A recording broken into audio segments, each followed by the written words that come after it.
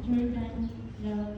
I thank God for bringing you into my life. Some say it was unexpected, but it was God who wrote our love story, and He designed in His ways. I promise to place God at the center of our marriage, to pray with you and for you, to seek His wisdom as we grow together in faith. I vow to rejoice with you in times of blessing, to give thanks in all circumstances, and to celebrate God's goodness through our life together.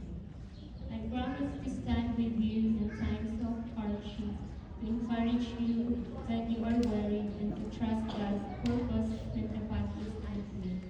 I vow to honor you, to listen with humility, to forgive you, and to serve you in love, just as Christ has taught us.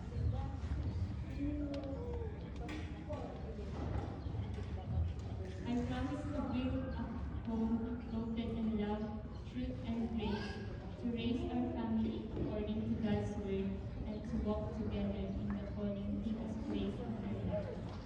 I vow to choose you every day, to walk His life hand in hand, to love you faithfully now and always.